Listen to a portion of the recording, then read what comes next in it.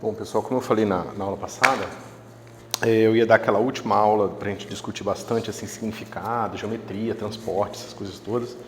Mas agora eu vou dar um salto e vou já usar o tensor de Hit para Friedman para a gente começar a fazer conta. Tá? A gente tem uma certa intuição. Eventualmente eu tenho vontade de fazer um curso de geometria diferencial ou relatividade geral para ficar discutindo bastante essas coisas, né? Mas eu acho que a gente tem um tempo limitado, então para um curso de cosmologia eu acho que vale a pena a gente começar a discutir cosmologia mais de perto, né? Em vez de tangencialmente através da geometria, tá certo? Então agora que a gente tem um pouco dessa intuição, a gente pode começar a falar do que acontece quando a nossa geometria é Friedman e a gente quer calcular o tensor de curvatura e depois as equações de Einstein e começar a trabalhar para descobrir que tipo de dinâmica tem, como é que são universos que são dominados por esse tipo de geometria e assim por diante, certo? Então, para Friedman, temos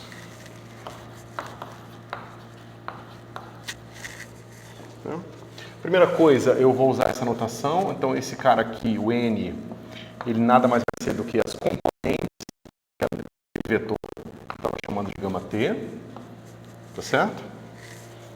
E, usando esse N, a gente vai definir o que eu chamo de gama, que vai ser a métrica na folha, tá certo? Ou o projetor dos vetores na folha. Tá? Então, se eu tenho algum vetor que tem componente apontando para o tempo, se eu usar esse projetor, esse vetor perderá essa componente e vai ter só componentes apontando dentro da folha, onde componentes dentro da folha são componentes de vetores que levam de pontos de dentro de uma folha para outro ponto da mesma folha. Certo? Então, esse cara aqui a gente define ele assim.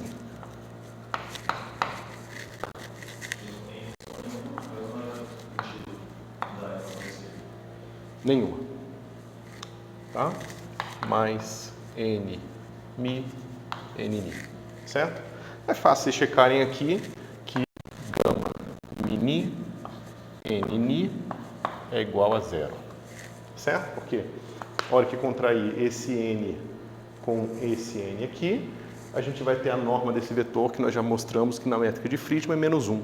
Tá certo? Então, vai ficar menos Nmi, e esse vetor com essa métrica, baixa o índice, ele fica mais Nmi.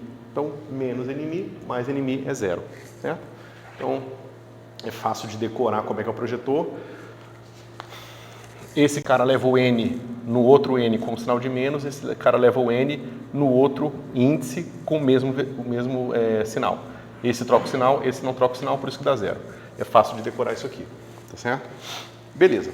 Então, quando a gente escreve o tensor de Hit, a gente obtém o seguinte. R mini, se você fizer todas aquelas contas de transporte, duas vezes, todos os círculos, todas as áreas, e depois calcular o traço, você vai obter esse símbolo aqui. Okay? Então, vai obter de uma forma mais complicada. Eu vou escrever ela da forma covariante, tá certo? Essa forma covariante, a gente pode obtê-la diretamente das imposições de homogeneidade e simetria na folha, sem ter que descer em coordenadas. É muito mais poderoso, só que é uma ferramenta que requer um monte de técnica de geometria diferencial que a gente não tem tempo para abordar, tá certo? Então, eu vou dar aqui o resultado para vocês terem uma intuição do que acontece, tá? Então, aqui é 2K, lembrando que esse é o K que aparece nas equações de Friedman, tá? Esse é o fator de escala que aparece lá também, mais H ponto, lembrando que ponto é derivado em relação ao tempo cósmico, tá certo? Mais 3H ao quadrado.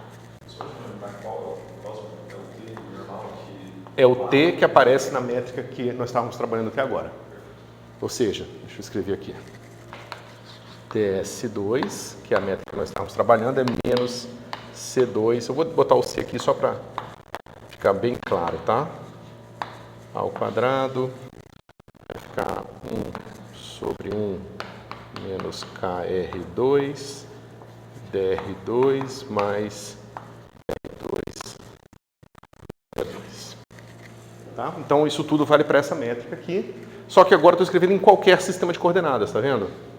Porque fica em termos desse tensor que pode ser escrito em qualquer sistema de coordenadas. Então, é muito mais poderoso essa forma, é muito mais poderosa essa forma do que essa forma aqui. Ok? Claro que tem mais um pedaço. que vai ser assim. 3h ponto mais h ao quadrado, que multiplica n mi, certo? Agora a gente pode avaliar um pouco o tensor de Hit e ver se ele faz sentido, certo? Bom, vocês veem que o tensor de Hit ele só tem dois pedaços relevantes. Aquilo que multiplica a métrica do espaço e uma coisa que multiplica a direção temporal, tá certo? A gente sabe que em Friedman a gente só tem uma direção privilegiada, que é a direção do tempo. Todas as outras direções que apareciam antes, elas apareciam pela pura insistência nossa de usar um sistema de coordenadas. Mas geometricamente não tem nenhuma direção privilegiada na geometria. Por isso que quando você escreve o tensor de Hit de uma forma covariante, ele não pode ter mais nada aqui. Você não consegue formar outro objeto, é impossível você formar um outro tensor de dois índices em Friedman, simplesmente usando geometria de Friedman. Né? Eu não tenho um vetor espacial que quebraria uma anisotropia, por exemplo, para formar uma coisa tipo N, Mi, Vni. Eu teria que ter um Vni na minha geometria, só que eu não tenho. Na ausência desse cara aqui, de um segundo vetor, eu não consigo formar objetos mais complicados aqui. Certo? Então é uma coisa interessante de que quando você escreve as suas estruturas de uma forma covariante, elas geralmente ficam minimalizadas na quantidade de estruturas presentes nela. Certo? Bom, mas isso aqui já dá para a gente também todas as ferramentas necessárias para fazer os cálculos, né? A gente tem o tensor de Hit, então a gente pode calcular o escalar de curvatura. Para calcular o escalar de curvatura, é fácil a gente primeiro ver o quê? Quanto é gama mi? Né? Isso aqui é, basicamente, eu estou subindo um índice da métrica, só que subir um índice da métrica é calcular a métrica com a inversa da métrica. Então dá um delta de Kronecker.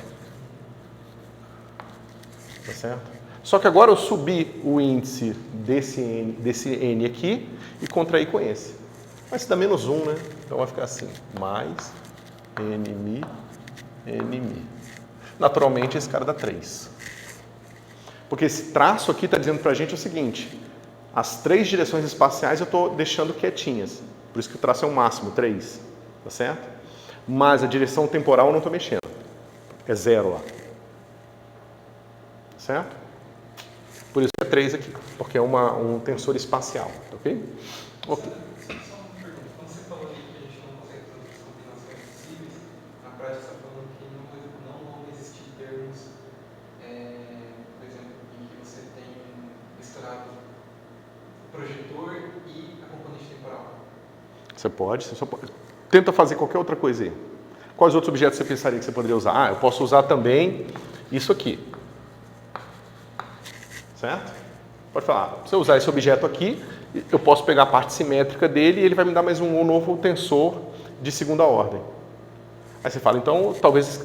mas você descobre que esse cara é proporcional a gama mini. Aí fala, então esse cara aqui já está, de certa forma, aqui no meio. Fala, não, então eu posso pegar o seguinte, eu posso pegar o escalar, eu posso pegar o Hit na folha, ou seja, o Hit da curvatura espacial.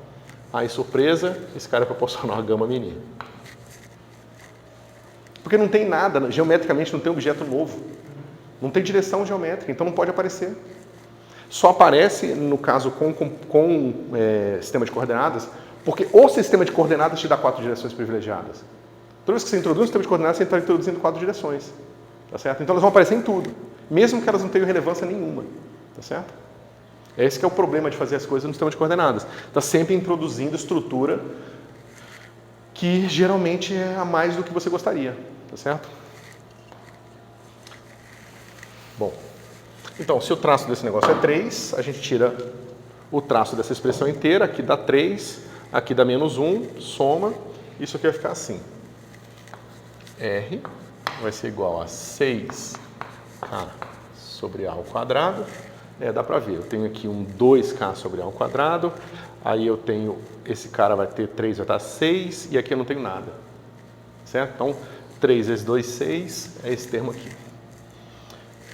Mais 6H ponto, Você tem um H aqui vezes 3, menos aqui, só que menos aqui mais. Então fica H ponto 3 mais 3, 6. Por isso fica esse 6 aqui. E finalmente, mais 12H ao quadrado. Tá certo? E a gente escreve isso de uma forma mais simpática assim, né? K ao quadrado mais H ponto mais 2H ao quadrado. Ok? Então, pessoal, a gente tem que prestar bastante atenção porque existe uma diferença grande entre o tensor de Hit quadridimensional calculado na folha e o tensor de curvatura da folha. Tá certo? Ou seja, numa situação, eu estou pegando o tensor em que eu posso ter... Né? Lembra, quando a gente pegou o tensor de Hit, a gente está fazendo isso aqui, ó. Alfa, eu acho que eu fiz o primeiro com o segundo, né? Mi, alfa, ni. Certo? Talvez eu tenha errado o sinal aqui, mas esse cara aqui é o R mini. Tá vendo? Aqui a gente está pegando assim, todas as áreas que eu faço com mi e alfa e todas as áreas que eu faço com ni e alfa. Tá certo? Nesse traço, eu estou incluindo inclusive as áreas que eu faço com espaço. Ou seja, eu estou incluindo todos os quadrados que eu faço numa coisa, eu faço num plano espacial, digamos que aqui seja y, x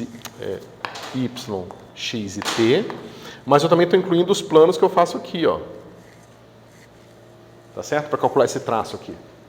Então, no tensor de Hit, mesmo que eu pegue a projeção espacial dele, tem contido nele informações sobre movimentos que eu faço no tempo. Tá certo? Por que eu estou chamando a atenção para isso? Porque, se vocês lembrarem da nossa discussão rápida que nós fizemos lá atrás sobre a curvatura de um espaço maximalmente simétrico, a gente falou o seguinte, o Hit na folha... Deixa eu fazer um... Como é que eu faço? Isso. O Hit na folha, a gente viu que tinha que ser proporcional a gama mini. E aí a gente fez as continhas e descobriu que isso aqui tinha que ser 2K gama mini. Tá certo? Se você olhar para cá, ele está aqui, ó. 2K gama mini. Tem um K sobre um A ao quadrado aqui. Porque essa aqui é a curvatura de quando eu faço todos os movimentos possíveis dentro da folha, sem sair da folha, sem mexer no tempo. Tá certo?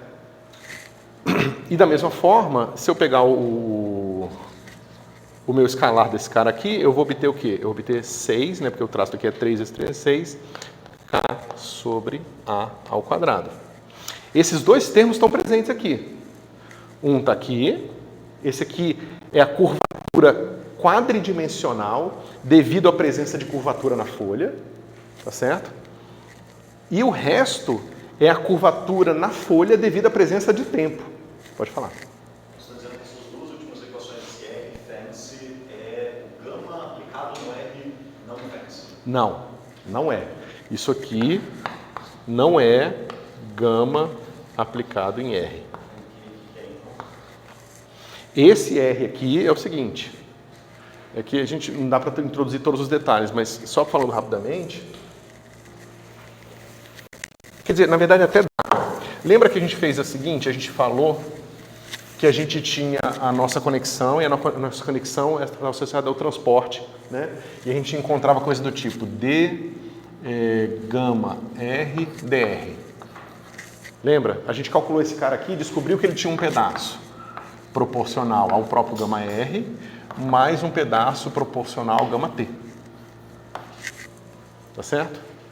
Só que se eu estou fazendo o transporte projetado na folha, como é que eu faço? Eu transporto o cara e depois, ó, tá vendo? Estou transportando em R. Mas quando eu projeto em R, ele ganha uma componente na direção T. Eu jogo fora ela. Eu jogo o projetor aqui e mato ela aqui.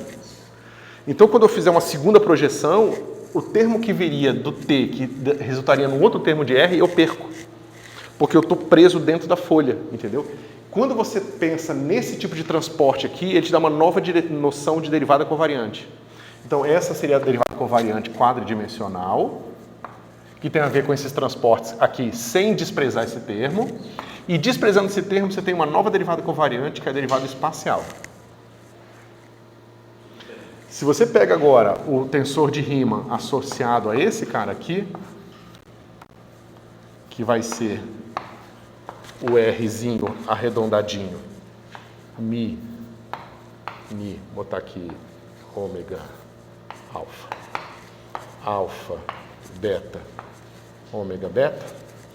Esse é o tensor de Riemann dentro da folha. E desse tensor de Riemann você tira esse tensor de Hit e tira esse escalar de curvatura. Tá certo? Quando a gente faz a projeção espacial do tensor de Riemann 4-dimensional, a gente percebe que vai ter esse termo do Riemann nas folhas, mas vai ter uma contração de derivadas. Vai ter termos adicionais. Extrínsecas, né? Isso. É isso que você está falando? É. Variação temporal? Temporal? Isso. Tá. Na verdade, você está trazendo que a forma com a qual essa dimensão temporal extra aparece de novo nas equações. E ela aparece de novo nas equações quando você relaciona Riemann desse com esse Riemann aqui, aparecem mais polinômios da curvatura. Isso para mim, hoje eu aceito, mas eu lembro que a primeira vez me confundia muito, porque eu tinha na minha cabeça que você pegava a projeção espacial do tensor, você tinha apenas o... Mas não é.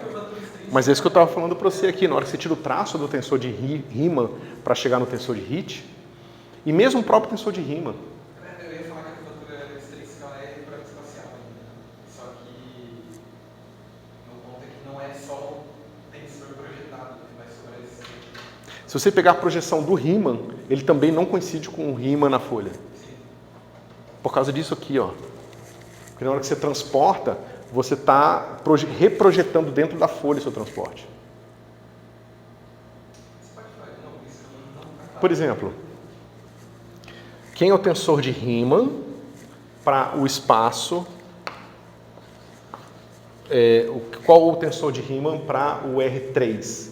Onde a gente fez todo aquele cálculo da curvatura na S2. É zero. É plano, né? Lembra, a gente começou com espaço euclidiano tridimensional e é euclidiano. Então a métrica é diagonal, as derivadas são zero, o Riemann é zero, todo mundo é zero. Então esse cara é assim. Mas na hora que a gente encontrou o cara na folha, Como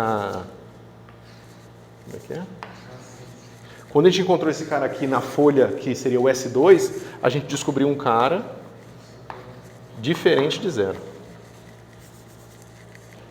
Que a gente encontrou um negócio maximalmente simétrico. Lembra? A gente encontrou que era um K vezes a métrica. Então, não pode ser a mesma coisa. Mas esse cara é diferente de zero, porque para fazer o transporte aqui, na hora que eu transporto cartesianamente, ou seja, se eu estou aqui, em cima da S2, o transporte cartesiano, euclidiano, é pegar esse cara aqui e trazer ele exatamente... Não pode ser, né? Pegar aqui. Ele está tangente aqui ao polo norte aqui da minha esfera. O transporte euclidiano é eu pegar esse cara aqui e botar ele idêntico aqui. Só que, claramente, esse vetor já não está mais em cima de S2. Então, aí eu pego esse vetor, separo numa componente tangencial e numa radial. Jogo a radial fora. Então, o transporte desse para cá, na verdade, virou um vetorzinho bem pequenininho aqui, ó, que é só a componente tangencial. Esse foi o transporte dentro da S2, e por isso que tem curvatura. Mas esse transporte aqui, ó, eu estou fazendo todas as componentes, levando em todas as componentes. Aqui eu estou tendo que jogar fora. Aqui eu tenho uma tangencial e zero radial. O transporte euclidiano me traria um pedaço com um pedaço radial e um pedaço tangencial. Mas eu tenho que jogar fora o tangencial. Porque eu estou preso em cima da folha. Eu estou preso em cima da superfície. Você está dizendo que daí é análogo eu pegar só a parte tangencial inicial, o vetor antes de transportar e transportar a derivada covariante espacial. Isso. É exatamente isso. Exatamente. Aí você vai ver que tem uma curvatura extrínseca, ou seja, a maneira que a S2 se curva dentro do espaço euclidiano é tal que o polinômio de curvatura extrínseca que você soma aqui dá exatamente zero. Tá certo? O que você está chamando de curvatura extrínseca? Agora não deu. Mas eu pergunto bem. Então, essa curvatura te diz o seguinte: Quando eu ando sobre a minha hipersuperfície, para cá? Sai do caminho. Tá. Quando eu ando em cima da minha superfície, eu estou sofrendo os meus vetores vão sofrer modificações devido à curvatura dela, tá certo? Então eu estou aqui, esse vetor quando veio para cá, então ele perdeu a componente radial dele, tá certo?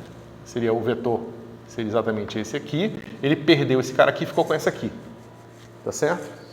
E por isso eu tenho curvatura. Nesse caso aqui euclidiano.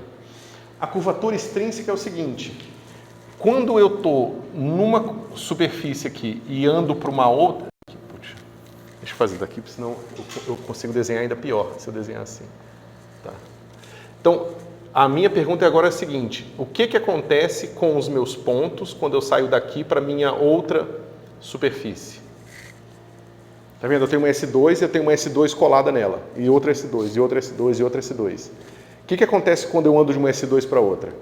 Eu estou andando aqui, e aí você vê que, é claro que a área vai aumentando, então os pontos vão divergindo, eles vão expandindo, tá certo? Essa expansão dos pontos é a curvatura extrínseca. E eu ainda podia fazer pior, imagina que eu estou dentro de uma S2. E aí, na hora que eu saio da S2, eu saio para S2, só que as minhas S2 vão girando uma dentro da outra. Então elas iam sair e iam ter um shear, um rotacional nelas. Mas a gente não vai se preocupar com isso por enquanto, tá certo? Porque aí tem uma outra questão complicada. Mas essa curvatura, que é como que os pontos saem de uma superfície para outra, é a curvatura extrínseca. E aí, se você considerar que a curvatura no euclidiano 3 vai ser a curvatura que eu ganhei ao estar preso, mais a curvatura que eu ganhei quando eu saio da minha S2, eu continuo tendo esse cara aqui. Esse vetor aqui, seria o pedaço relacionado à curvatura extrínseca, e essa componente é a curvatura intrínseca. E aí, se eu somo os dois, eu volto a ter o meu transporte trivial cartesiano, euclidiano. Por isso que quando você soma esse cara mais esse, se você fizer, voltar naquela continha que a gente fez, se você somar esse mais esse, dá zero. Porque não tem curvatura no euclidiano. Então, se você considerar o que aconteceu, o que te entortou por você estar preso dentro da S2, mas ao mesmo tempo, o que aconteceu quando você fluiu de uma S2 para outra, uma coisa compensa a outra perfeitamente, para você não ter curvatura nenhuma. Por isso que você sai do E3, que não tem curvatura, e magicamente encontra dentro dele uma variedade que tem curvatura. Só aconteceu isso por causa dessa brincadeira aqui. Ok? Não é exatamente assim não, tá? Tem mais K. Mas assim, tem complicado. Tá? Isso daí é o começo daquela formulação ADM, não é? É, porque na formulação ADM o que você faz explicitamente, de partida, é introduzir uma foliação. E em vez de trabalhar com os objetos quadridimensionais, você sempre trabalha com objetos na folha e objetos fora da folha. Que basicamente é isso aqui. Aí tem aquela equação de Gauss-Kodály, que relaciona isso aqui de forma precisa, tá certo? E é usando essas equações todas, mais a imposição das simetrias dentro da folha, que você consegue reduzir e encontrar equações assim, mais simples para o Hit e para o Riemann, sem ter que descer no sistema de coordenadas. Você faz Gauss-Kodály, ou seja, você faz o split, você faz a separação 3+1, você vai para a folha, fala, na folha eu tenho simetrias do tipo A, B e C, isso reduz a métrica na folha. Da métrica na folha, você reescreve a métrica quadridimensional e você consegue reescrever todo mundo a partir da folha. Que foi que a formulação de Bianchi é a mesma coisa. Você pode fazer a mesma brincadeira. Certo? Ok?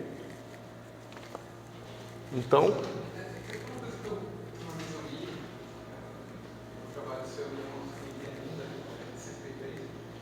Quando a gente impõe a gente não espaço maximamente simétrico, mas espaço quadridimensional, ao mesmo tempo. Então, maximamente simétrico, quadridimensional. A gente tem um Hit e tal que a gente consegue associar com um traço tensorial de movimento ali. Só que por que isso não é uma abordagem natural? Por que a gente precisa reduzir para o espaço dimensional e usar a hipótese de homogeneidade?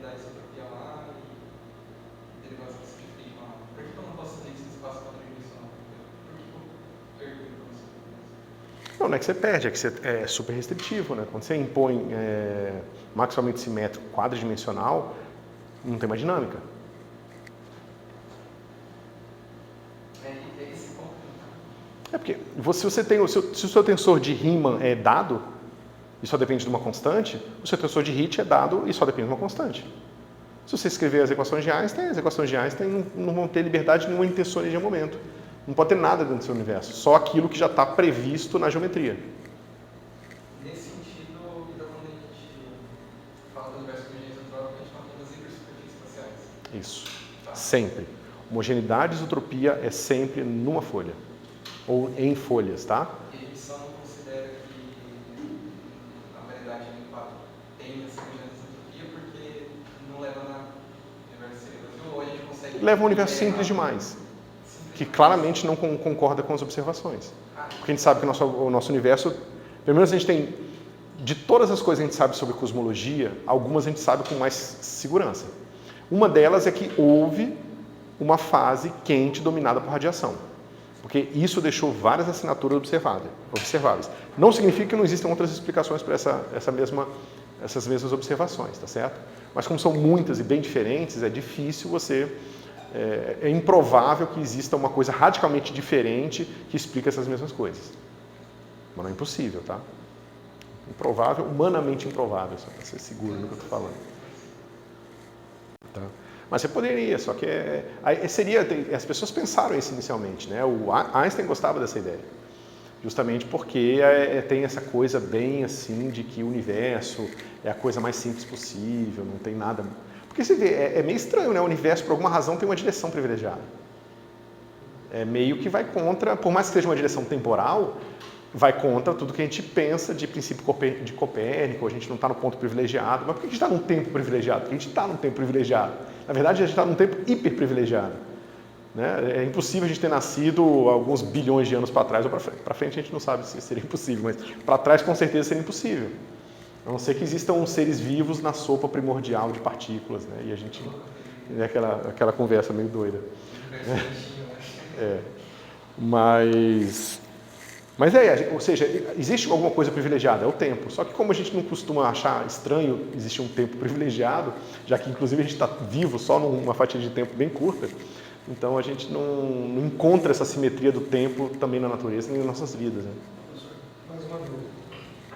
A gente assumir maximalmente simétrico completo. Tempo também mais simétrico. A gente vai cair só em 3 possibilidades, né? O cósmico, o decídio e o antidecídio. Isso. Uma coisa que sempre me deixa confuso é que o decídio, ele tem esses campos que eu sei que não são polares, é um adquirido temporal, que dá uma noção de invariância temporal, mas mesmo assim a gente consegue fazer foliações deles que tem expansão. Como que a gente concilia as duas coisas? O que eu quero dizer é o seguinte, parece que a gente pode ter um espaço-tempo que para alguns observadores é homogeneizotrópico e tem simetria temporal, e para outros é homogeneizotrópico e não tem simetria temporal. Tipo, como que a gente saberia que tipo de observador a gente é?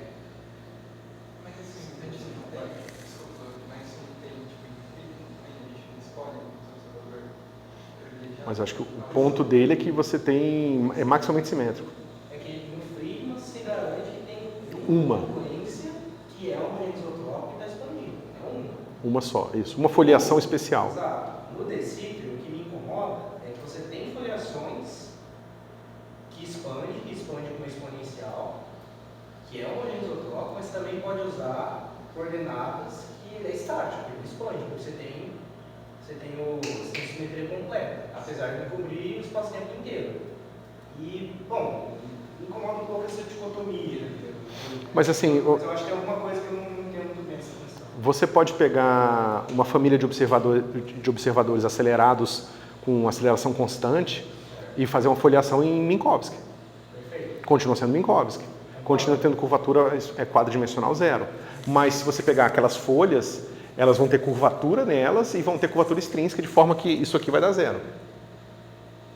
Eu concordo com isso. Eu quero dizer o seguinte, por mais que o seu espaço como um todo tenha aquelas simetrias, não significa que tudo nele vai ter simetrias. Você pode propositalmente construir coisas que não têm simetria. Da mesma forma que a gente construiu de uma forma... Mas deixa eu Pode falar. pergunta, então. Eu consigo, é porque assim, me parece que a gente consegue definir de forma covariante, de forma geométrica, esse conceito de ter simetria ou não, ser maximalmente simétrico ou não, né? Uhum. Mas a gente consegue definir de forma covariante se o espaço-tempo está expandindo ou não, porque o de Sitter, eu fico confuso a dizer se ele expande ou não, porque parece que depende da foliação que eu escolho. E também acontece em outros casos, por exemplo, pega um Minkowski. Se pegar um Minkowski 1 mais 1, ele expande, mas você pode pegar a foliação de hipérbole e aí vai parecer que ele está expandindo. Ele está expandindo, exatamente. E assim, você não consegue definir o covariante, então... Mas aí você tem que se perguntar o seguinte. Em Minkowski, eu posso fazer uma folha maluca. Eu tenho meu Minkowski aqui tempo, eu tenho espaço. Eu posso fazer aquelas folhas malucas assim, né? E se você olhar aqui, digamos, as trajetórias associadas aos caras que estão parados aqui, eles vão fazer umas coisas assim. Tá certo? Só que é o seguinte, a pergunta é, os observadores físicos, os objetos que existem, eles vão seguir que tipos de trajetórias? Geodésicas. Então, esses caras, o que eles vão medir? A pergunta é, o sistema de coordenadas, ele está implicitamente te dando um conjunto de campos vetoriais que você está atribuindo significado para eles. Na hora que você fala, se eu mantenho esse tempo fixo, está expandindo, está contraindo, na verdade, você está falando dos campos vetoriais associados às variações das suas componentes daquele sistema de coordenadas especial que você escolheu. Agora, você pode fazer isso sempre, entendeu? A questão é, o que é físico aí? Né? Ou seja, quais desses campos, quais desses fluxos estão associados ao fluxo de partículas físicas? E aí eu diria que uma coisa está expandindo ou não, se nas geodésicas tem expansão ou não tem. Agora, isso também é delicado, porque eu posso pegar um monte de geodésica em Minkowski e fazer isso aqui com elas. Essa geodésica, ela está para cá, Minkowski mesmo, tá? Tempo, espaço. E eu tenho aqui, eu tenho um monte de partícula. Essa partícula está com velocidade zero, essa partícula está com um pouco de velocidade para a esquerda. E aí eu pego e vou fazendo isso aqui, ó. Se eu pegar essa foliação aqui e levar para cá, tem expansão. E é um monte de geodésica. E daí? Essa geodésica, essa foliação você não consegue fazer ela globalmente. Ou consegue? Tá, eu acho que esse é um argumento bom, ser global. Não, mas acho que dá para fazer global. Certeza? E você não vai cobrir só meio que essa parte do ponto de luz? Porque se você tentar estender os observadores, vai ter o ponto de luz bloqueando, não vai? Eu acho que talvez. Não, é porque eu penso que você pode... Não, a hora que você for andando para cá, você vai freando elas de novo até elas ficarem paradinhas. Mas ele vai cobrir só para dentro do ponto de luz. Né? Aí não pode ficar parado, porque senão uma vai ficar... não vai ser uma foliação global. Isso, eu acho, então, um pouco mais de confiança, que se você impõe que foliações globais associadas a observadores físicos, aí isso vai te dizer melhor se existe ou não expansão. Eu gosto disso, mas tem casos que não dá para fazer. Por exemplo, o Decider. Por que não dá para fazer? O Decider dá para fazer global? Tem foliações globais, sim. Qual a foliação global? Não vou lembrar, mas tem foliações globais. Ela coincide com pegar as normais sempre dos campos de Killing ou não? Porque o Não campo de lembro, Killing, cara. É porque o que me incomoda é que eu sei que eu tenho um campo de Killing que ele é tipo o tempo de um lado do horizonte, ela vira tipo um espaço do outro lado do horizonte. Uhum. E, bom, aquilo não é muito bom, porque parece que a foliação não expande. Mas que é muito bom, me deixa um pouco confuso. Enfim, é isso. Mas Bom. é uma coisa. Tem uma literatura infinita em De Sitter justamente por causa dessas coisas. Principalmente quando você bota teoria de campos nessas coisas, né, dentro desse espaço, a coisa fica mais complicada ainda. Um dia a gente pode discutir mais isso, mas eu não estou preparado mentalmente para isso agora. Beleza?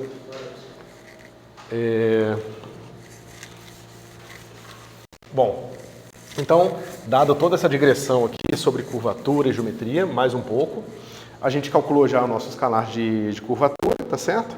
E, portanto, agora a gente pode calcular o nosso tensor de Einstein, né? Porque, finalmente, a gente quer calcular as equações de Einstein que dependem desse tensor aqui.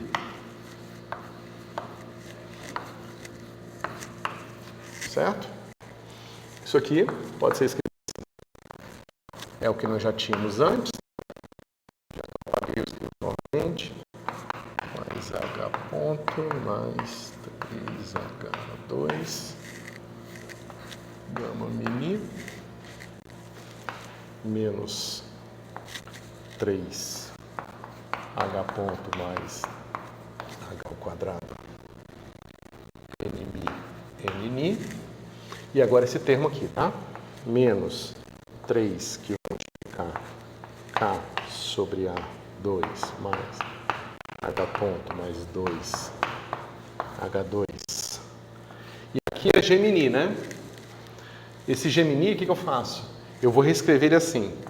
Gama menos NMI NNI. Tá certo? Então, na hora que você quer calcular as coisas nas projeções, toda vez que você encontra a métrica, você substitui pelo projetor mais os N's. Certo? Bem, agora basta juntar esse termo com esse e esse termo com esse. Tá? Então, uma continha aqui que vai dar o que pra gente? Um menos aqui do lado de fora.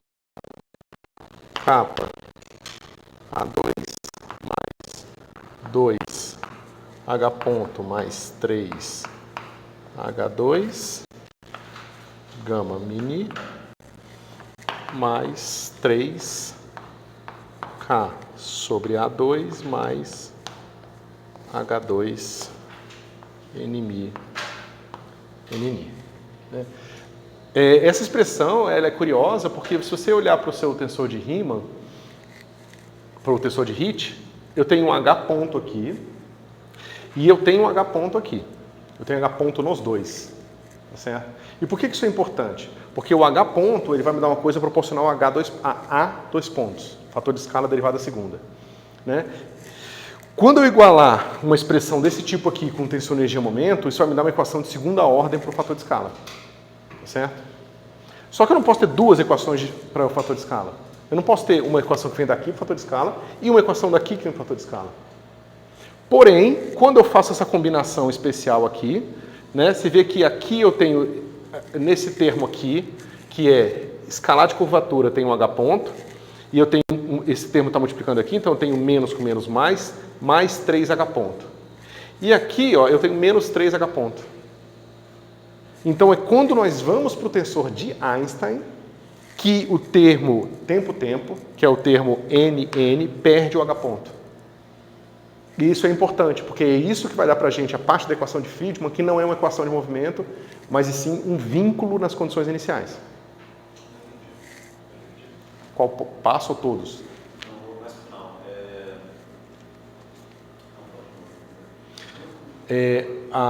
A questão é a seguinte, se você fosse ingenuamente tentar construir uma teoria para a gravitação e não conhecesse as identidades de Bianchi, que é basicamente que inspira a gente para usar o tensor de Einstein e não o tensor de Hit, você pensaria, então eu posso pegar uma minha teoria e relacionar o meu tensor de Hit com o tensor de energia-momento, porque o tensor de Hit me dá informação sobre a curvatura, certo? Então talvez ele seja boa coisa para comparar com a energia-momento. Só que se eu faço isso diretamente, eu teria esse pedacinho aqui só. Na hora que eu escrever, se eu escrever uma equação para esse pedaço aqui, que seria só Hit, eu teria uma equação para H ponto, que é uma equação de segunda ordem para A, A2 pontos, aparece aqui, e aqui também A2 pontos. Só que isso aqui está sendo igualado a componentes independentes e diferentes do tensor energia-momento. Ele dá duas equações para a mesma variável. Tá certo? O que, ou, num caso de coisas muito especiais acontecendo, teriam as soluções, ou simplesmente levaria a uma inconsistência, ou 1 igual a 2, né, que faria com que isso aqui tudo não fizesse sentido nenhum. Porém, aí voltando àquele nosso questionamento na hora que a gente estava discutindo sobre os tensores, na hora que você calcula essa quantidade especial, e essa quantidade é especial porque é essa quantidade que aparece nas igualdades de Bianchi, nas identidades de Bianchi, né? Ou seja, a identidade de Bianchi garante para a gente que esse cara aqui é igual a zero. Tá certo? E é isso aqui que a gente usa justamente porque a gente sabe também que o nosso tensor energia-momento vai ter uma equação similar. E, então, as identidades de Bianchi estão dizendo alguma coisa para a gente sobre a curvatura e sobre essa combinação em particular. E, olhando de um ponto de vista agora mais prático, quando a gente calcula o tensor de Einstein, o que essa combinação especial de Hit e escalar de curvatura faz é sumir o H ponto daqui. Tá certo?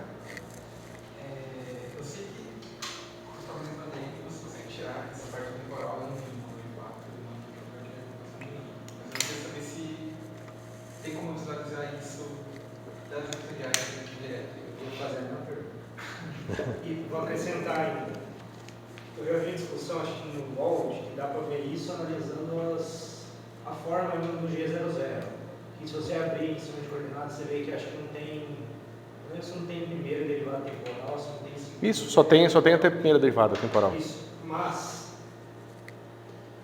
a gente está mergulhando em sistema de coordenadas. Eu queria saber se tem um motivo geométrico mais profundo, um jeito de visualizar isso mais direto. Eu vou te dar uma resposta que você provavelmente não vai gostar, mas você pode pegar o tensor de Einstein e escrever a relação dele com extrínseca e intrínseca. O que você vai descobrir é que, como eu estava falando antes, a gente tem uma coisa assim, esquemática Riemann igual a Riemann aqui na folha, um pouco pior. Bom. Desculpa se vocês vendo isso comigo, tá? Tá certo? Você tem Riemann, extrínseca ao quadrado, derivada da extrínseca. O que você vai ver é que se você pegar o Einstein aqui, o Einstein projetado na folha, ele não vai depender de derivadas temporais desse cara aqui. Perfeito, não, isso me satisfaz. Isso satisfaz. Esse é o jeito covariante garantir que aqui Isso. sempre vai dar. Isso. Tanto que os teoremas de problema de Cauchy, que garantem que as equações de Einstein te dão um problema de Cauchy bem posto, eles se valem disso. Eles não são feitos caso a caso. Você prova que a relatividade geral é uma teoria com um problema de Cauchy bem posto. E se você é PFS, você tem que fazer a mesma brincadeira, projetar e etc. E não só isso, tem que provar que se o vínculo é satisfeito originalmente, ele é preservado pelas equações dinâmicas. Então, intuitivamente você pode imaginar que no Riemann, na folha, não tem nenhuma informação sobre propagação temporal. Porque de cara ele é o seguinte, como que a métrica é dentro da folha. Então, como que ela muda de uma folha para outra, nem está aparecendo aqui. Tá certo? Porém, essa informação tem que estar contida em algum lugar. Quando você faz essa conta relacionando Riemann quadro, Riemann 3, extrínseca, aparece polinômios da extrínseca, polinômios quadráticos, mais derivados covariantes da extrínseca. Eu não estou lembrando desse último termo. Até o segundo eu concordo, mas acho que eu tentando ver. Bom, Pode concluir. acredita em mim, esse cara tá lá, tá certo? Aí você pode falar o seguinte, a curvatura extrínseca, ela te diz como que as coisas estão variando, tá certo? A derivada da curvatura extrínseca é a aceleração. Derivada da curvatura extrínseca. Porque a extrínseca a gente descobre que a derivada da curvatura a derivada temporal da métrica na folha é igual à extrínseca. Então esse cara faz o papel de velocidade e esse cara faz um papel tipo de momento conjugado. Esse cara é tipo a velocidade da métrica. Então a aceleração da métrica é a derivada temporal da extrínseca. Entendeu? Não aparece a aceleração da métrica quando você calcula o G tempo-tempo. E mesmo se aplica para... Na minha tese tem essas continhas, é só pegar lá. Tem lá como é que faz. A mesma coisa vai acontecer para tempo e espaço, que é o ciclo de shift. Eu sei que tem uma diferença no quando eu estou olhando para esse ciclo. Sim. Eu não sei exatamente. Sim, você vai ter também uma dependência. Você não vai ter dependência. Na verdade, você vai ver que não tem muitos lugares onde tem dependência temporal. Porque depois que você lida com toda a bagunça que você vai lidar aqui, quando você chegar no curso que o Thiago vai dar semestre que vem com teoria de perturbação, vocês vão descobrir que só tem 2 graus de liberdade que dependem do tempo, e esses graus de liberdade são justamente os modos de ondas gravitacionais. Todo o resto da gravitação é não dinâmica. Não tem dinâmica na gravitação. Por isso que a gravitação não é nem escalar, nem vetorial. Por isso que a gravitação é tensorial. Porque ela não tem dinâmica, ela tem vínculo. Tá? Mas isso a gente, não sei se chega nesse curso, mas eu acho que seria uma tangente muito distante. Bom, estamos felizes até aqui? Beleza.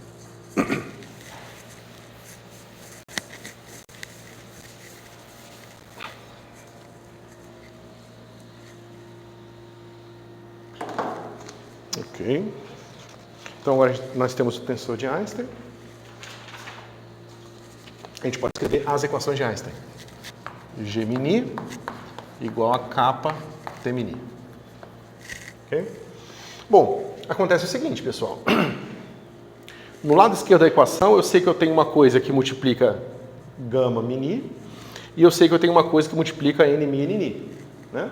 Então, eu não tenho nenhuma esperança de satisfazer as equações de Einstein se o meu tensor de energia e momento não tiver o mesmo formato. Né? Então, eu quero que esse cara seja um certo T1, n mi n ni, mais... Eu fiz ao contrário, deixa eu botar 2 aqui, mais T1 gama mini. Mas aí aqui vem aquele lance que a unidade de isotropia vai forçar o TMI de forte fluido perfeito. Que legal. Só esse tipo de fluido, só esse tipo de tensor energia momento é compatível com as simetrias impostas na geometria. É por isso que você falar por isso que eu enchi bastante a sua paciência com isso na sua dissertação, porque quando você fala que eu estou escolhendo um espaço homogêneo isotrópico e você começa a falar de partícula aqui, galáxia acolá, você está falando disso aqui, ó. Enquanto o que a gente faz na prática é impor a isometria da métrica, que é esse lado da equação. E isso impõe uma simetria aqui. Uma dúvida. Essa forma do TMI vem só de uma unidade de isotropia ou vem de uma unidade de isotropia mais equação de Einstein? Porque esse argumento é usando a equação de Einstein, né? Uhum. Não, esse cara aqui, você já obtém ele direto como homogeneidade de isotropia. Você não precisa da equação de Einstein. Se você disser que ele é também homogêneo isotrópico. Porque você pode falar, a minha geometria é uma homogênea isotrópica, mas o meu tensor de momento não é homogêneo isotrópico. E em particular, quando você tem a equação de Einstein, um força o outro. Isso. Entendi agora. Se você tivesse uma equação dinâmica mais complicada, que introduzisse uns termos malucos aqui, talvez você pudesse ter até um tensor de momento não homogêneo isotrópico. Mas teria que ser um negócio esquisito que envolveria uma quebra de homogeneidade de isotropia devido à própria equação de movimento. Que seria estranho, porque a equação envolveria objetos absolutos, coisas assim. Eu não lembro a forma funcional agora, mas é uma pergunta de quem deve valer. Não sei se você vai mostrar isso aí, mas é uma dúvida que eu tenho. Em algum momento dessa tese, na dúvida de perturbação, você propõe uma forma funcional para T1 e T2 que não é do fluido perfeito que a gente está acostumado. É uma combinação linear de ρ menos P, T2, e no outro tem, acho que ρ menos P, segundo o sinal, eu não lembro agora de cabeça. Aí eu fiquei nessa dúvida, porque tipo, ambos levam ao mesmo traço. Eu não sei se isso poderia ser algum critério, mas a princípio, para mim, fugia do que eu pensei que foi perfeito. Mas você fez aquilo porque convenientemente aquilo te ajudava nos cálculos naquele contexto. Aí eu queria entender. Eu não sei se é isso que você está se referindo, mas, por exemplo, eu posso fazer isso aqui, ó. Eu continuo fazendo o mesmo tipo de imposição. Nessa escolha aqui, eu estou dizendo o seguinte, a única fonte de direção geométrica de direção que eu tenho na minha teoria é a direção da foliação de Friedmann. Então, um tensor de geometria tem que ser escrito assim. Aí você faz a seguinte pergunta. Dado a sua noção de como interpretar um tensor de geometria, eu sei que no referencial definido por n, isso aqui é a densidade de energia vista por esses observadores. Só que se você faz essa conta aqui, você vai descobrir que isso aqui é igual a T1 menos T2 menos T1. Tá certo?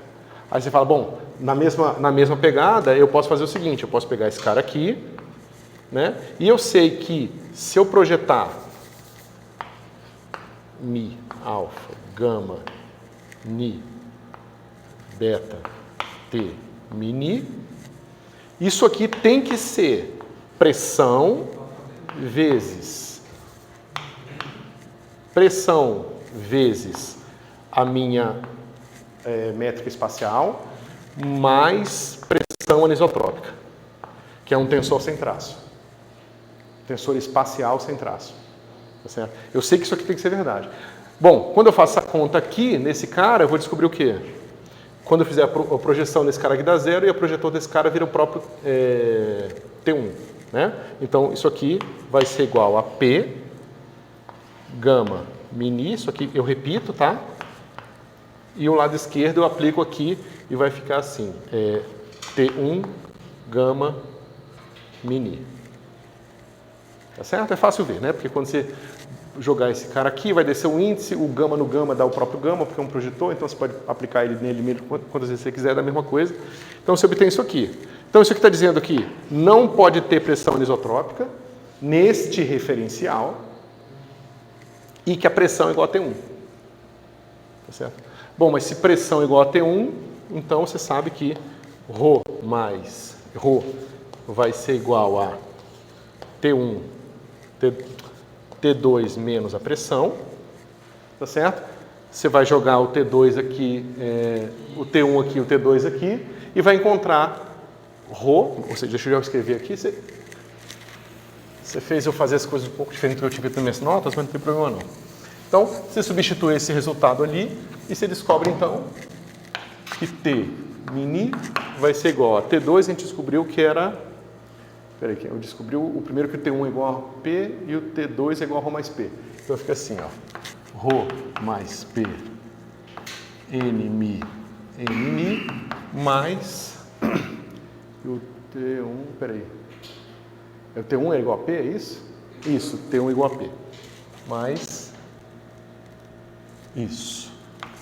P G mini, tá certo? Só que o seu G mini, você vai reescrever ele como sendo gama mini menos N mi N. Tá certo? Esse termo vezes esse fica, esse vezes esse aqui vem para cá e corta com esse P. Então, T mini é igual a ρ N mi N mais P gama mini. É só isso. Eu tenho a impressão que você ainda fez uma coisa diferente lá, porque você fez alguma combinação linear usando gama mini naquele contexto, mas eu não lembro a sério, inclusive eu posso perguntar. Tá, vê lá o que eu fiz e me pergunta. Mas é legal, não tinha visto fazer isso. Bom, então agora a gente pode comparar. A gente já sabe a parte tempo-tempo, a parte espaço, a gente tem a tensor de Einstein, a gente compara. Então, ou seja, eu pego a equação G mini N mi igual a kappa T mini N mi N. Isso dá pra gente o quê? 3 H ao quadrado mais K sobre A ao quadrado igual a kappa ρ. Certo? Isso é uma equação de vínculo.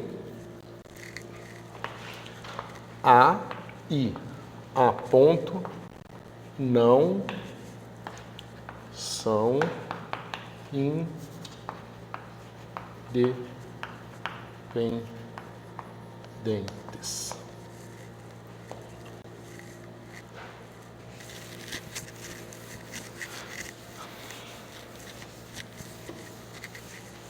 É como se eu tivesse um problema de uma partícula unidimensional, mas eu não posso escolher a velocidade da minha partícula e a posição livremente. Toda vez que eu escolho uma posição, a velocidade só pode satisfazer, tem que satisfazer um certo vínculo, tá certo?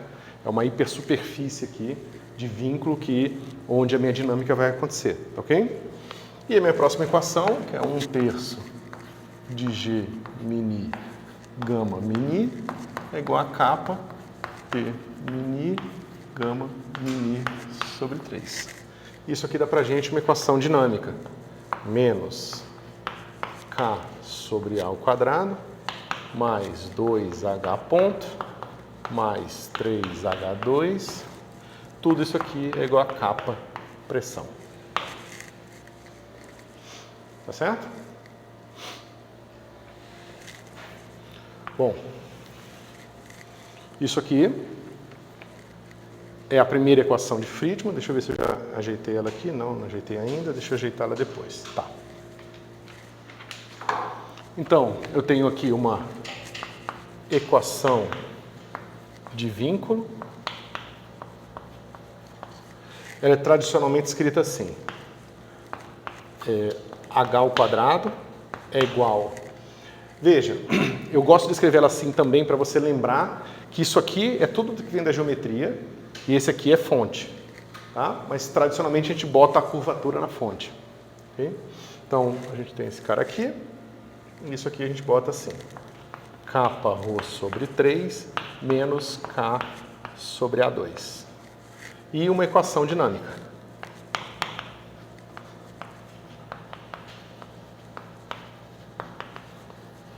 Na equação dinâmica a gente tem o seguinte: H ponto.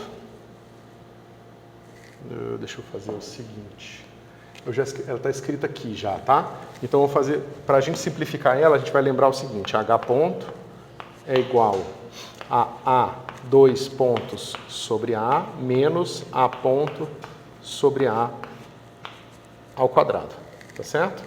Ou seja, isso aqui é A2 pontos sobre A menos H ao quadrado. Ok? Então a gente vai substituir aqui.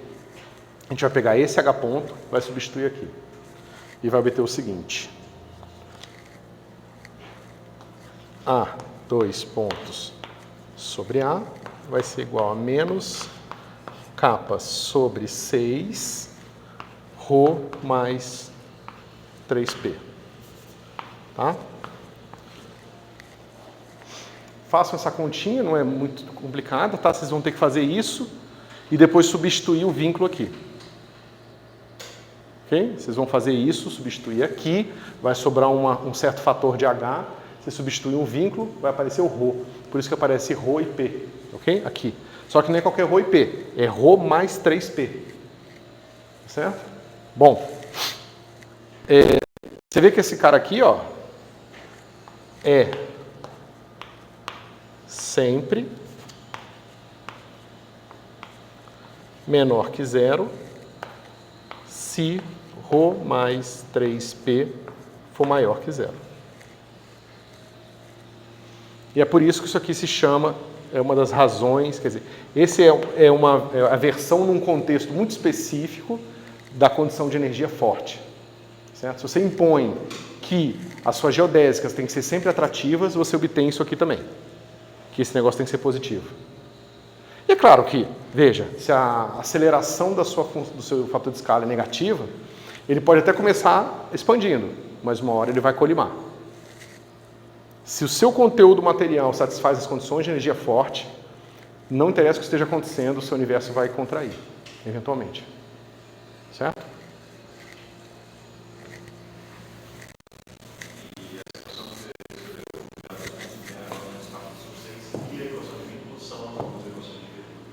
Isso. Essa aqui é a equação. Essa aqui são as equações de Friedmann. Essa aqui é a equação de vínculo, que comumente é chamada de a equação de Friedmann, tá certo? E essa aqui é a dinâmica. Geralmente só é usada quando precisa, que é bem mais raro do que a equação de Friedmann, já que a gente costuma modelar todo o universo como sempre numa fase de expansão. Então, nessa fase, o sinal de H é conhecido, e, portanto, você consegue transformar essa equação numa equação dinâmica. Certo? A gente vai discutir isso já já. Ok? Tudo certinho até aqui?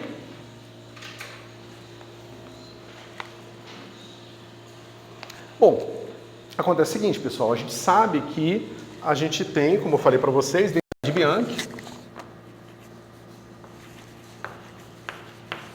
que dá isso aqui pra gente. O que tem que dizer pra gente, tem que garantir que T, mi, ni igual a zero. Então vejam o seguinte, eu posso colocar um tensor energia momento qualquer na minha equação, tá certo? Mas vai aparecer no meio das minhas equações uma equação para o tensor energia momento, que é o equivalente a dizer que ele tem que satisfazer isso aqui.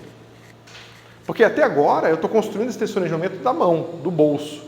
Ele é qualquer coisa, tá certo? Mas, como implícito nas equações de Einstein tem as identidades de Bianchi, então qualquer tensor de momento que eu estou colocando lá, ele também tem que satisfazer isso aqui. Identidade de Bianchi? As identidades de Bianchi, o Thiago falou, eu tenho que ler pegar o livro preto lá, o Gravitation, para ler o que ele quer dizer com isso. Mas tem a ver com o fato da borda não ter borda. Tá? Ele falou que a identidade Bianchi é como se você estivesse fazendo tipo uma integral no volume, e aí você tem um termo de superfície, e você tem um termo da superfície. E esse termo é zero. Tá? Mas eu não sei explicar isso ainda. Um dia eu vou dar uma lida direitinho, no curso de gravitação eu explico para vocês exatamente o significado geométrico da identidade Bianchi. Aí foi associado para comprar, né? Você usou ela, usou esse DMI. Não, eu não tô... geralmente você constrói essa teoria, se pegar o eletromagnetismo, você constrói e aquilo ali sai de graça. Você não precisa impor. Se você pega a teoria cinética, aquilo ali sai de graça, você não precisa impor. Se você pega mecânica newtoniana, aquilo ali sai de graça, entendeu? O ponto é que aqui, do jeito que nós estamos fazendo agora, a gente não botou isso aqui. Porque eu estou construindo da maneira que a cosmologia geralmente é feita, tá certo? Então, por causa disso, eu estou usando esse caminho. Okay? A gente não precisaria ter que fazer isso a posteriori. Okay? Isso sempre é verdade se eu definir o DMI como derivado funcional da ação matéria e ação métrica? Isso. Sempre é verdade. Isso, e é sempre o total, né? Total. Tem que ser sempre o total. Tá, beleza, faz sentido. Vocês não vão... O eletromagnetismo, ele tem a ver com noções topológicas, né? Que é a noção de monopólio e coisa parecida. Vai ter alguma relação com... É que ele está falando, a identidade Bianchi é o...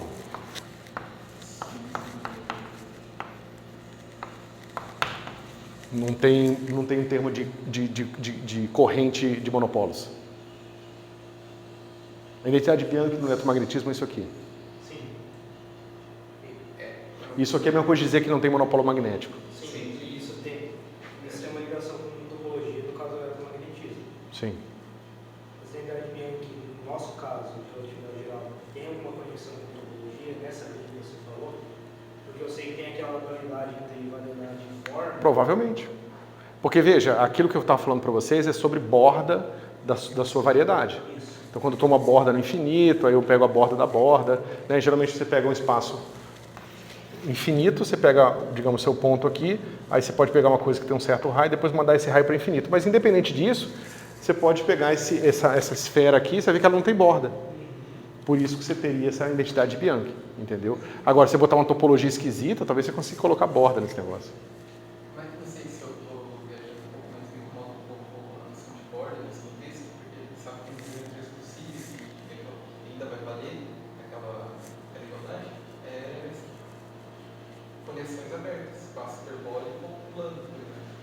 Essa geometria. Mas é diferente a borda da borda, né? Isso deve não ter borda para madeiras. Novamente, eu estou falando de orelhada aqui. Eu preciso entender isso para poder explicar para vocês melhor, tá? Mas o problema não é o espaço teu não ter borda. O problema é a borda da borda. Então eu definitivamente ainda não entendi. Mas eu Pensa uma coisa que é identificada aqui. Imagina um espaço que é identificado em X e não é identificado em T. Então esse cara está aqui, certo? Então você vai ver que a borda aqui, ó, ela pode ser um negocinho aqui e um aqui. Oi? Né? Pensa num espaço-tempo que não tem identificação nenhuma. Tá certo? Então, ó, eu não consigo... Ó, X e T aqui. Certo? Eu posso fazer uma coisa assim, ó, e esse cara, quando eu mandar para infinito, vai ser a borda do meu espaço. Certo? Eu sou obrigado a conectar essas coisas aqui, ó. Esses caras precisam todos existir aqui. Certo? Então, imagina que eu tivesse desconectado aqui. Ó. Isso aqui seria a borda da minha borda. Tá certo? Mas eu preciso colar esse negócio aqui. Se o meu espaço fosse um toro, esse cara aqui é esse cara aqui. A borda do futuro está desconectada da borda do passado. Então eu tenho uma borda entre o futuro. Eu posso estar falando besteira, tá? Eu tenho uma borda entre... Não nisso que eu estou falando, mas a relação disso com aquilo, tá? Eu tenho uma borda entre o futuro e o passado. Tá?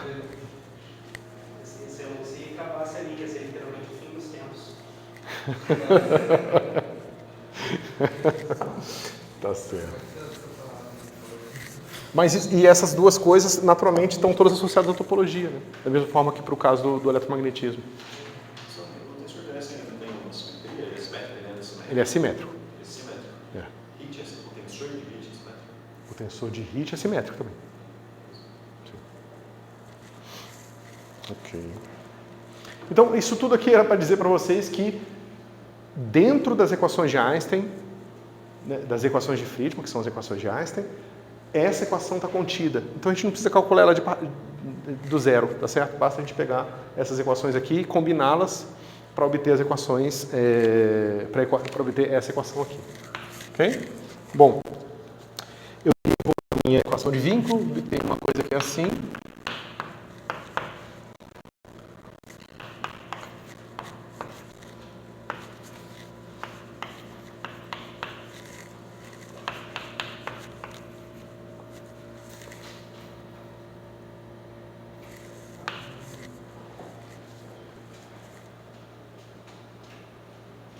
Tá? Tinha feito, estava errado aqui. Bom. Agora eu substituo esse negócio aqui, esse aqui, ó.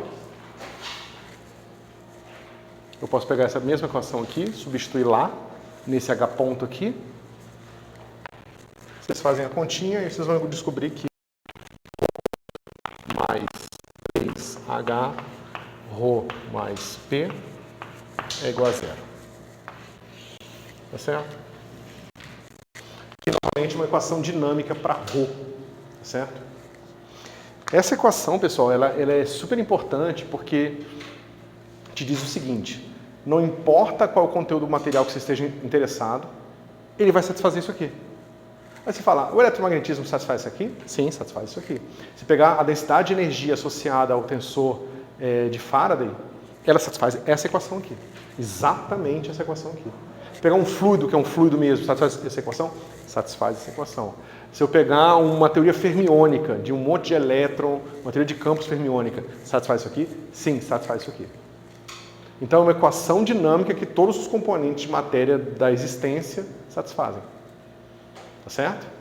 Só que você não sabe. Cada um deles, você pegar uma teoria, um campo escalar que satisfaz as simetrias de Friedman, ele satisfaz essa equação? Satisfaz essa equação. Só que para cada um desses caras, P é uma coisa diferente.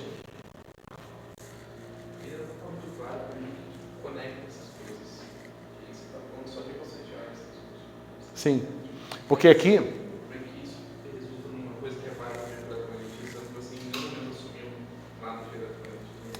Exatamente. Porque aqui é o Temini. Eu não falei quem é o meu Temini. Tá certo? Se você for pegar o Temini do eletromagnetismo, você vai ter que a densidade de energia vai ter um termo assim do tipo campo elétrico ao quadrado mais campo magnético ao quadrado. Se você pegar as equações de Maxwell, derivar esse cara em relação ao tempo, você vai ver que satisfaz uma equação desse tipo aqui. Quando em Friedman.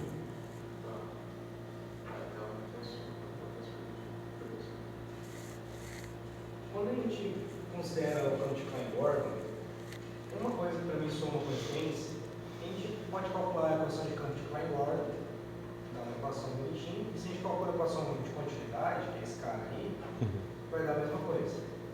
É equivalente. Não. Não é. Isso aqui não te dá toda a equação de Klein-Gordon. Qual parte que falta de impressionar? Essa é de primeira ordem. Essa é uma equação de primeira ordem. Tá, acho que eu confundi. Então. Né? Você tem ρ vai ser igual a φ pontos sobre 2 mais V. E no seu caso, V é M φ. Então vai dar a segunda ordem. Isso. Né? Ela é de primeira ordem em Rho, mas vai dar a segunda ordem em φ. E P é igual a φ ponto ao quadrado.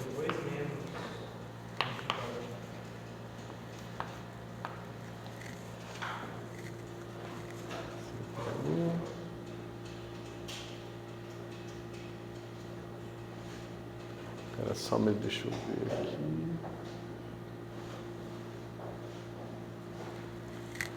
Tá faltando, deixa eu ver aqui.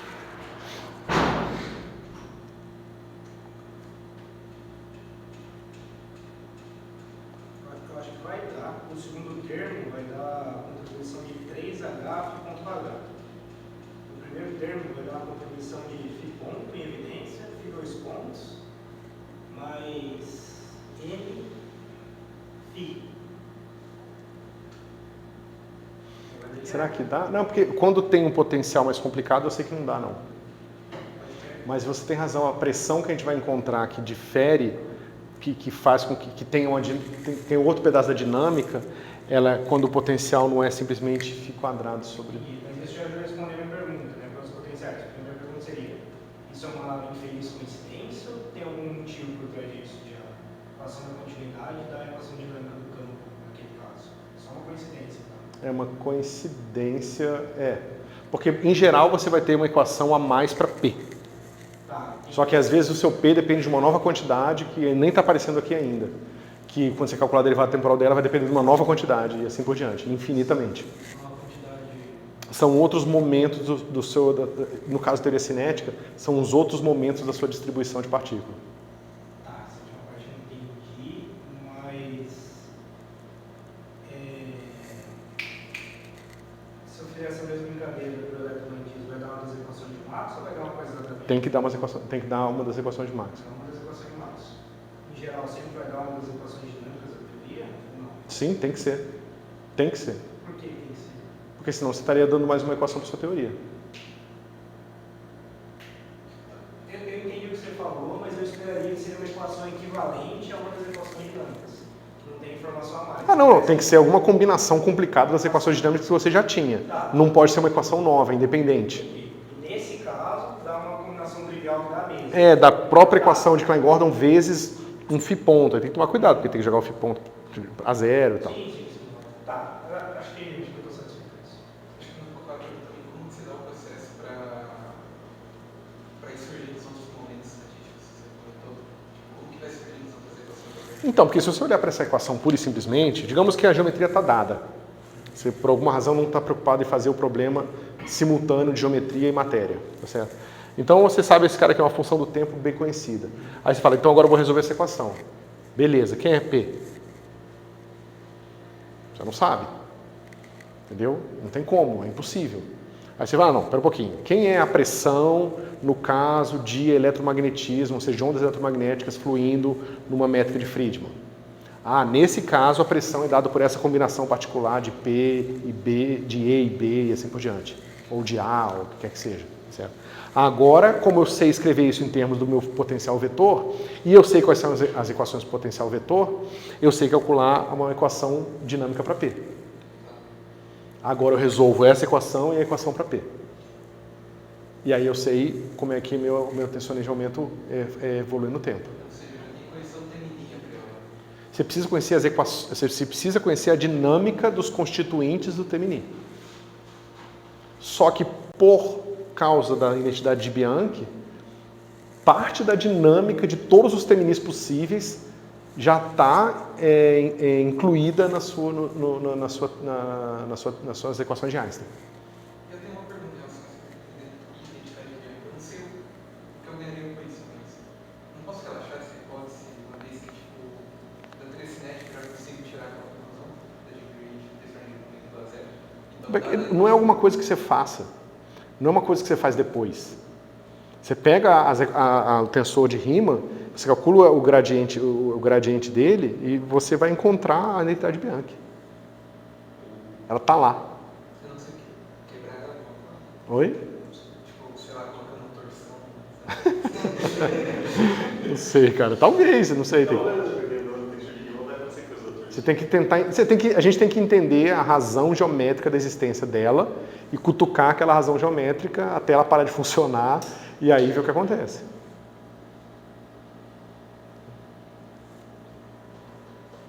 Mas isso aqui é muito importante, tá, pessoal? A gente olha para esse treco aqui e fala, então isso aqui é a parte da dinâmica da matéria. Mas primeiro, a pergunta é, por que tem um pedaço da dinâmica da matéria aqui?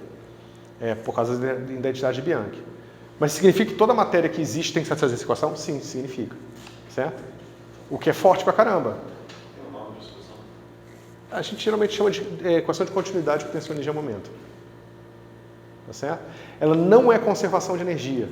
Você só consegue provar que isso aqui implica em conservação de energia na existência de um vetor de Killing tipo tempo. Se não existir na sua variedade um vetor de Killing tipo tempo, essa equação não implica na conservação de energia. Por mais que livros vão escrever que isso aqui é a equação de conservação do tensor energia-momento.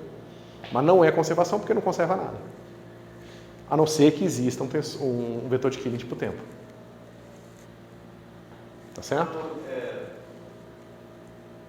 Não sei se está claro, porque ali também parece que a energia está sendo conservada. Você tem necessidade de energia. Vamos lá. Não, Não, olha aqui. Digamos que você tem aqui um campo, tá certo? Que vai me dar uma foliação, e nessa foliação o meu tensor energia-momento pode ser visto como um quadrivetor quadrimomento. Isso aqui é o quadrimomento das minhas partículas fluindo do ponto de vista dos observadores de Xi, tá certo? Aí você sabe que se isso aqui for zero, você faz aquela brincadeira, você separa o espaço, o tempo, integra, aí você vai ter aquela coisa do tipo DDT de ρ é igual a uma integral, DDT da integral de ρ, d3x, vai ser uma outra coisa aqui, aí você mostra que isso aqui, você usa o teorema da divergência para mostrar que isso aqui vai ser na borda, se a coisa vai para zero no infinito, então isso aqui dá zero, então a integral do ρ no espaço inteiro é conservada. A energia pode ser infinita, mas ela é infinitamente conservada. Infinitamente conservada é ruim. Ela é infinita e conservada, tá certo? Beleza. Mas você precisa disso. Você precisa desse cara aqui. Aí você se pergunta, bom, o que esse cara diz para mim? Ele diz para mim o seguinte, derivado covariante de T mini Xi ni é igual a zero. Ok? Bom, esse cara aqui, ele já tem a divergência igual a zero, certo? Então, a hora que a derivada bater aqui, dá zero. Mas a hora vai bater aqui, então vai ficar assim, ó, T mini mi ni igual a zero. Tá certo? Mas isso aqui está dizendo o seguinte, esse cara é simétrico, né? Então está dizendo que esse cara tem que ser igual a zero. Porque senão ou o tensor energia-momento é igual a zero. Só que isso aqui igual a zero é a equação de Killing para Xi. ou mi embaixo é antissimétrico. O tensor energia-momento é antissimétrico? Não, eu sei que o tensor energia-momento é antissimétrico, mas daí se nabla mi, Xi, mi for antissimétrico, também dá zero. Isso, mas essa é a equação de Killing. Mas não é a parte simétrica da zero, professor?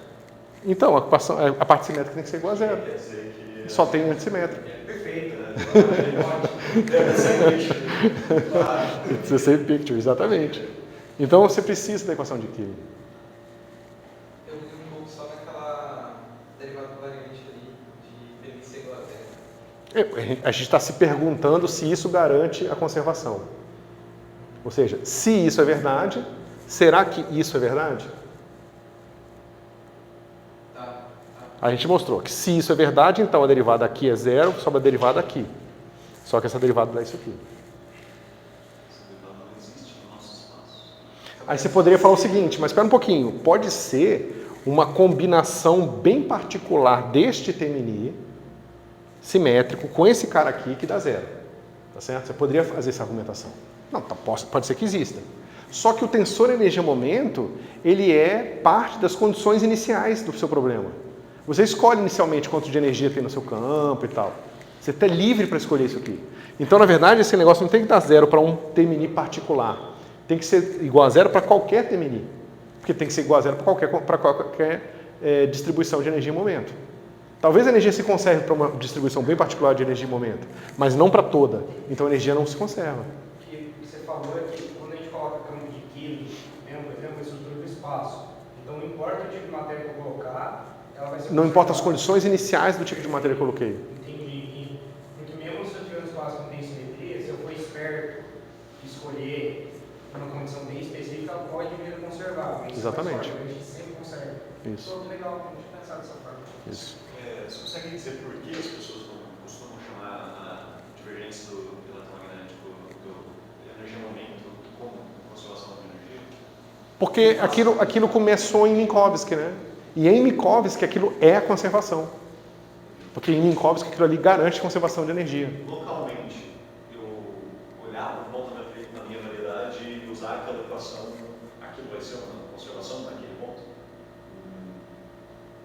Veja bem. Se você faz aquela mesma brincadeira que eu estava fazendo aqui, então você vai encontrar uma coisa que é assim. Ó. Você faz aquela projeção do P, e aí você vai encontrar uma coisa do tipo dP0, desculpa, ddt, uma integral agora num volume finito, ρ d3x, e esse negócio vai ser uma coisa do tipo integral. Quem é que vai aparecer ali mesmo?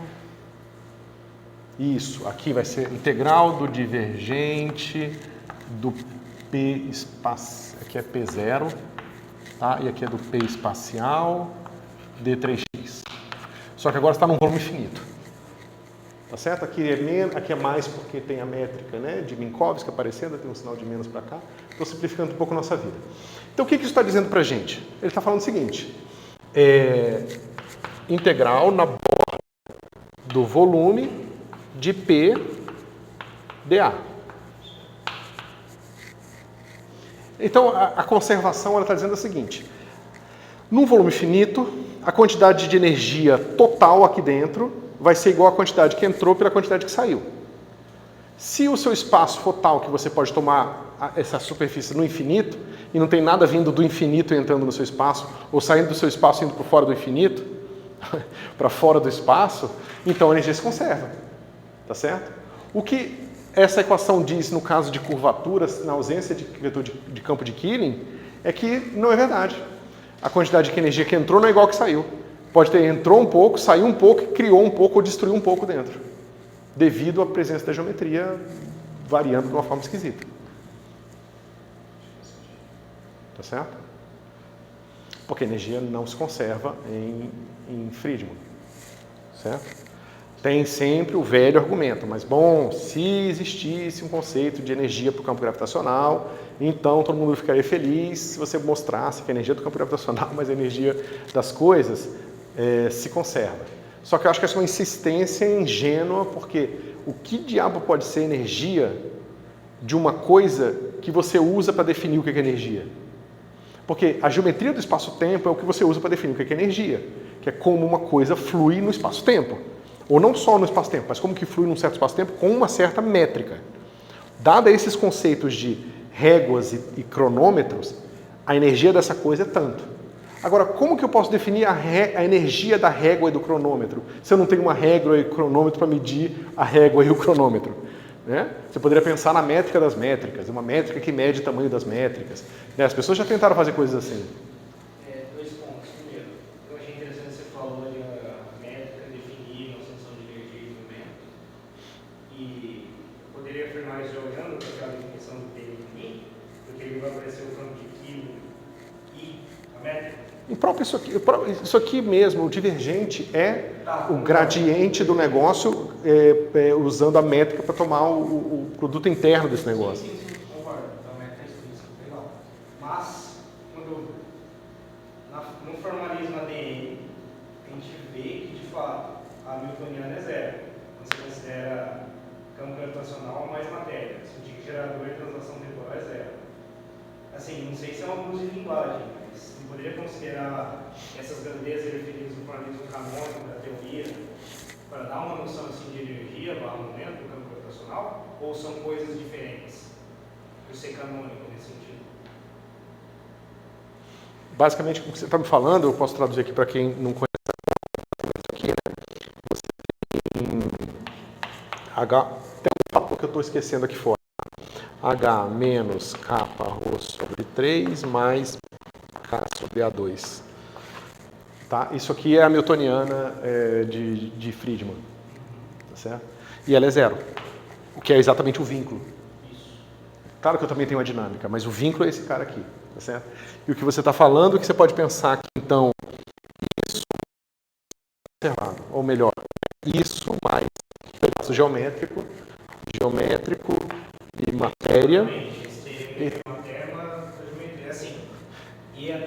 Mas é pior do que está conservado, né? Não só é conservado, como exatamente zero. Porque é totalmente vinculado, né? Então é pior que isso, mas enfim. É estender demais a noção de energia, sabe? Porque ainda dá uma noção de translação temporal, só que o sistema completamente vinculado.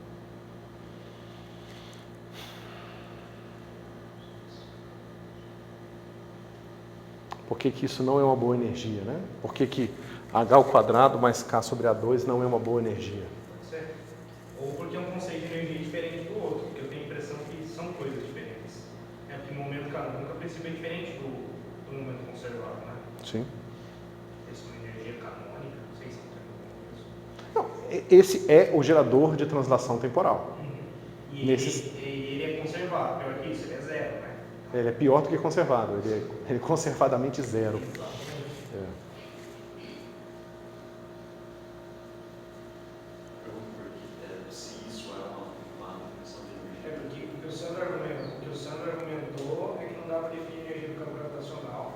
E ele argumenta que as pessoas, a princípio, gostariam que a parte de energia que não é conservada na matéria tem no campo gravitacional. Se pensando na definição de computação de Killing, eu gostei, eu acho o argumento bom. Mas quando a gente olha sobre a teoria, a gente vê que a soma de energia, né, no sentido de translação temporal de matéria, mais gravidade é zero. Parece que é satisfeito. Mas vai de encontro ao que a gente discutiu antes. Mas depende como você define a energia. Você define dessa maneira de carga conservada em translações temporárias, parece bom, parece funcionar. Mas eu não ficaria muito feliz ainda, porque se eu tentasse definir essa energia agora assim, onde esse cara é o quadrimomento de fluxo de energia gravitacional. Isso é engraçado de escrever. Oi? Isso é engraçado de escrever. É, Porque é como se estivesse tratando o Gemini como se fosse um momento. isso. Porque é a mesma coisa, porque esse cara também tem divergência nula, né, na ausência. Ou seja, isso aqui também não vai ser verdade pro P do Gemini. Desculpa, não entendi. Isso aqui também não garante, né, a divergência desse PG aqui também. A divergência desse cara ser zero não garante a divergência desse cara aqui ser zero. Porque também implica na equação de Killing do mesmo jeito. Se eu botar um G aqui, ó, isso aqui vem para G aqui e aqui vem para G. Agora, não. Agora fica bem diferente, porque o que acontece é o seguinte: E eles não estão sendo conservados individualmente. eu não tenho liberdade para escolher G arbitrariamente inicialmente. Sim, isso Eu também. não posso escolher G inicial arbitrário. Porque tem derivada segunda aí. Eu não posso definir quem é a posição, velocidade e aceleração do meu problema simultaneamente. Não, justamente. Então isso aqui igual a zero pode existir, e que é justamente o caso, né, do seu lado direito também ser satisfeito. Então, eu entendi o que você falou, eu concordo, mas eu acho que isso é de se esperar porque a teoria é vinculada. Não, mas é diferente, é porque aqui o vínculo depende do T, que tem a ver com condições iniciais.